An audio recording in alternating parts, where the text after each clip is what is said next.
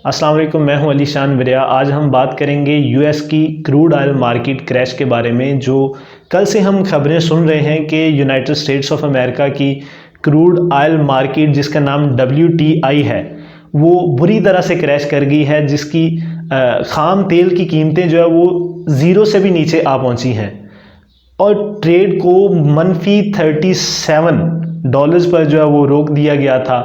हमने हिस्ट्री में ऐसी वर्स्ट कंडीशन पहले कभी विटनेस नहीं की।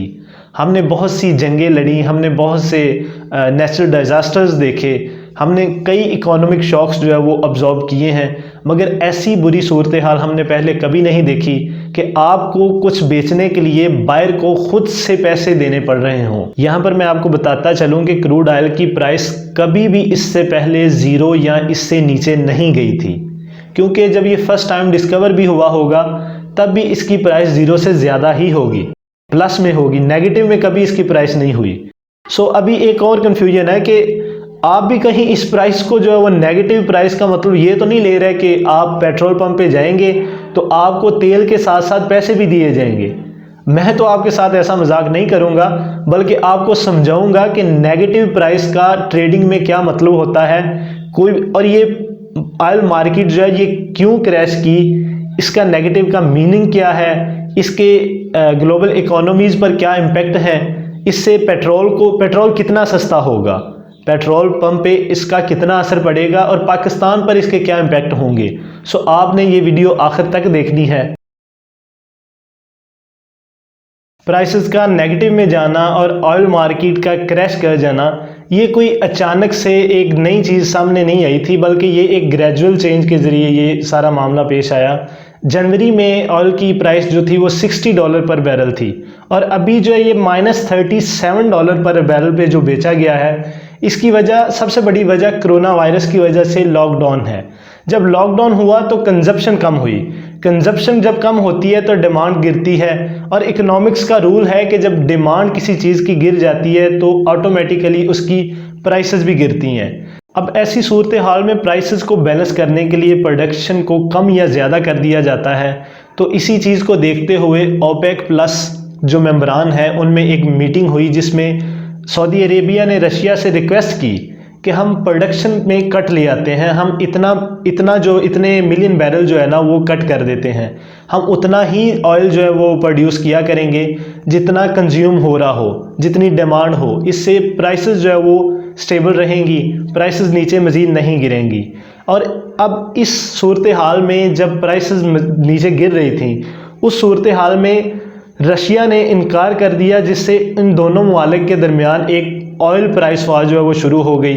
अब दोनों ममालिक ने अपने प्रोडक्शन को मज़ीद बढ़ा दिया।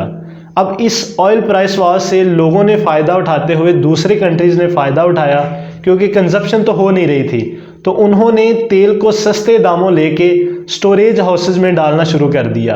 अब कंडीशन यहाँ तक पहुँच चुकी है कि पिछले कई महीनों से जो है वो कंजप्शन बहुत लोएस्ट मिनिमम है, तो स्टोरेज हाउस जो है वो भी बढ़ चुके हैं, स्टोरेजेस भी बढ़ चुके हैं। तो अब तेल रखने के लिए भी जगह मौजूद नहीं है किसी के पास, ओवरफ्लो हो रहा है, स्टोरेज जो है वो ओवरफ्लो हो रहे हैं। तो यहाँ पे कीमतें जो है वो नेगेटिव में चली गई। अब नेगेटिव प्राइसेस का मतलब ये हरगिज़ नहीं है कि आप पेट्रोल पंप से तेल भरवाते हैं और साथ में आपको पैसे भी दें। इसका मतलब ये है कि जो खाम तेल आज से 3 माह पहले ट्रेडर्स ने ख़रीदा था कि वो इसे मई में अच्छे रेट्स पर डिलीवर करेंगे, और उस डिलीवरी को इंश्योर करने के लिए ऑलरेडी कार्गोज़ जो है वो समुंदर में उतर चुके हैं, ताकि वो बर वक्त एक्सपायरी डेट से पहले, मई की एक्सपायरी डेट से पहले इसको डिलीवर कर सकें। लेकिन चूंकि हमारे सामने सूरत हाल ऐसी है कि कंजप्शन बिल्कुल ना होने के बराबर है, तो वो ज़ख़ीरे जहाँ पे ये तेल जाना था वो ज़ख़ीरे ऑलरेडी फिल्ड हैं। तो ऐसी सूरत हाल में स्टोरेज ना होने की वजह से कोई इन ट्रेडर्स से ये तेल मुफ्त में भी लेने के लिए तैयार ना था। अब इन ट्रेडर्स की मजबूरी ये थी कि इनके कॉन्ट्रैक्ट्स एक्सपायर हो रहे थे, तो उन्होंने अपनी जेब से इस कॉन्ट्रैक्ट को बेचने के लिए अपनी जेब से $37 दिए पर बैरल के हिसाब से। इसकी मिसाल ऐसे ही है जैसे आप अपने घर का फर्नीचर बेचना चाह रहे हो लेकिन उसका कोई ख़रीदार ना मौजूद हो, तो आप किसी को अपनी जेब से पैसे निकाल के दें कि ये फर्नीचर उठा के ले जाओ। मैं यहाँ पर एक बात क्लियर करता जाऊँ कि ये यूएस ऑयल मार्केट ने क्रैश किया है -$30 तक, और ये सिर्फ मई के कॉन्ट्रैक्ट्स की हद तक क्रैश किया है जो कि मंगल को एक्सपायर हो रहे थे। इसके अलावा इंटरनेशनल ऑयल मार्केट जो है वहाँ पे वो अभी भी ज़ीरो से ऊपर है, वो अभी भी $20 फ़ी बैरल के लिहाज से चल रही है, जिसे हम ब्रेंट क्रूड ऑयल का नाम देते हैं। अगर हम इसके इम्पैक्ट्स की बात करें तो इसने यूएस और कैनेडियन ऑयल इंडस्ट्रीज़ को काफ़ी ज़्यादा हर्ट किया है, और वो लोग, वो कंट्रीज़, वो इंडस्ट्रीज़ जो इन इंडस्ट्रीज़ की बायर्स थी, उन्हें इससे इंतहाई ज़्यादा फ़ायदा हुआ है। इसके बाद अगर हम कंज्यूमर की बात करें कि ये पेट्रोल या डीज़ल की प्राइसेस में कितना फ़र्क इससे आएगा, तो वो हमें कुछ ज़्यादा ख़ास फ़र्क महसूस नहीं होगा, क्योंकि पेट्रोल और डीज़ल की कीमतें मकामी हुकूमतें तय करती हैं, जिसमें टैक्सेस और सेलर्स का प्रॉफिट मार्जिन शामिल होता है। अगर मैं बात करूं पाकिस्तान की, तो ऑनेस्टली हमें इस -$37 से कोई फ़ायदा नहीं हुआ, बिकॉज़ हम यूएस मार्केट के कंज्यूमर नहीं हैं। दूसरी बात, हम मई के लिए ऑलरेडी तेल खरीद चुके थे, बट इनडायरेक्टली इसका पूरी दुनिया के बायर्स को फ़ायदा हुआ है, क्योंकि जब WTI की प्राइसेस कम होती हैं तो ब्रेंट क्रूड ऑयल की प्राइसेस भी नीचे जाती हैं, जिसके नतीजे में पूरी दुनिया फ़ायदा उठाती है। हम खुद को ही देखें तो हम डेली 5,56,000 बैरल तेल जो है वो इस्तेमाल कर रहे हैं। अगर जो अभी प्राइसेस चल रही हैं इन्हीं पे हमें ये तेल मिलता है, ये लोएस्ट प्राइसेस में, तो हमें इससे तकरीबन $5.5 अरब का जो है ना वो फ़ायदा होने वाला है।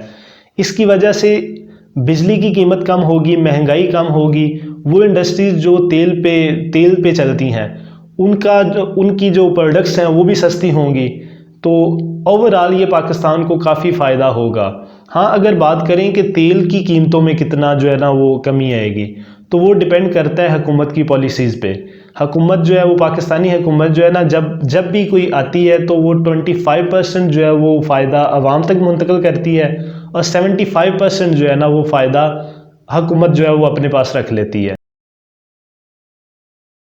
अब सवाल ये उठता है कि ये ऑयल इंडस्ट्रीज़ दोबारा कब रिवाइव करेंगी, कैसे रिकवर करेंगी, और प्राइसेस कैसे बाउंस बैक करेंगी। तो प्राइसेस ने ऑलरेडी बाउंस बैक करना शुरू कर दी है। हमने जून की ट्रेडिंग देखी है जो कि पॉजिटिव में जा रही है, हायर प्राइसेस में जा रही है, जो कल मंगल से स्टार्ट हो चुकी है।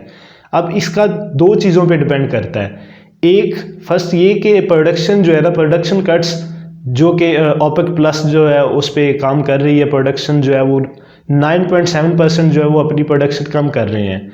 इसके अलावा दूसरी जो है वो है लॉकडाउन, कि मिस्टर कोरोना हमारा रास्ता कब तक छोड़ देते हैं। जैसे ही लॉकडाउन ख़त्म होगा तो वो बिजनेसेस जो ऑयल पर रिलाई करते थे, ऑयल से चलते थे, और जिन पे ऑयल इंडस्ट्रीज रिलाई करती हैं, जैसे ही वो बिजनेसेस रिवाइव करेंगे, उन्हीं को लेके ये बिज़नेस जो ऑयल इंडस्ट्री है ये रिवाइव करेगी। लेकिन अगर इसी पेस से ये मामला चलते रहे तो फिर 2021 तक हमें फाइनेंशियल क्राइसिस का सामना करना पड़ेगा। आपको ऑयल प्राइसेस का फ्यूचर क्या नज़र आता है, कमेंट सेक्शन में ज़रूर बताएं। आज की वीडियो में बस यही था। इसके बाद जो नेक्स्ट वीडियो है वो इकोनॉमिक रिसेशन पर है, तो अगर आपने हमारा चैनल सब्सक्राइब नहीं किया तो अभी चैनल को सब्सक्राइब करें ताकि आने वाली हर वीडियो आप तक पहुंच सके। आज के लिए इतना ही। अल्लाह हाफिज़, अपना ख्याल रखिएगा।